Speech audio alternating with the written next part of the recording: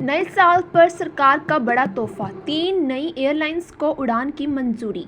नए साल की शुरुआती देश के हवाई यात्रियों के लिए बड़ा खुशखबरी के साथ होने जा रही है। केंद्र सरकार ने भारत में 3 नई एयरलाइंस को उड़ान सेवाएं शुरू करने की अनुमति दे दी है।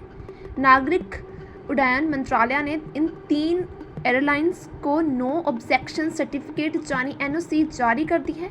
इस फैसले के बाद अब यात्रियों के पास इंडिगो, एयर इंडिया और स्पाइस जेट के अलावा 3 नए विकल्प भी उपलब्ध होंगे।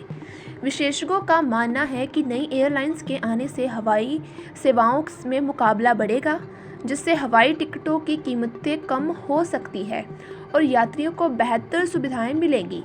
केंद्रीय नागरिक उड्डयन मंत्री राममोहन नायडू ने सोशल मीडिया पर जानकारी देते हुए बताया है कि उन्होंने हाल ही में शंख एयर, अल हिंद एयर और फ्लाई एक्सप्रेस की टीमों से मुलाकात की है।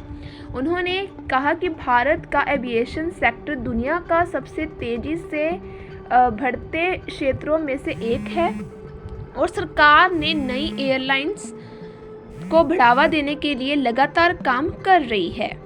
मंत्री ने बताया है कि शंख एयर को पहले ही एनओसी मिल चुका था, जबकि अल हिंद एयर और फ्लाई एक्सप्रेस को इस हफ्ते मंजूरी दी गई है। सरकार की उड़ान योजना जैसी योजनाओं से देश के छोटे शहरों और क्षेत्रों में हवाई कनेक्टिविटी मजबूत हुई है। शंख एयर अपनी उड़ान सेवाएं नोएडा के नए अंतर्राष्ट्रीय हवाई अड्डों से शुरू करने की योजना बना रही है। कंपनी साल 2026 की पहली तिमाही में उड़ानें शुरू कर सकती है और अगले 2 से 3 वर्षों में 20 से 25 विमान अपने बेड़े में शामिल करने का लक्ष्य रखती है। वहीं अल हिंद एयर एक क्षेत्रीय एयरलाइंस के रूप में शुरुआत करेगी।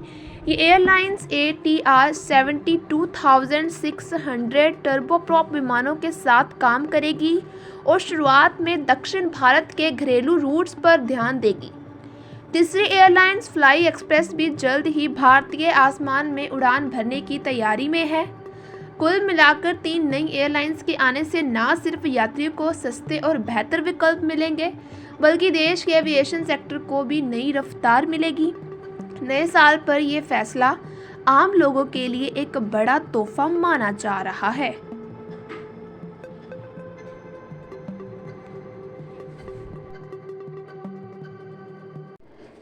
खबरों का सिलसिला एक ऐसा चैनल है जो आप तक देश विदेश की सारी खबरें पहुंचाएगा और साथ ही एंटरटेनमेंट के साथ भी जोड़े रखेगा।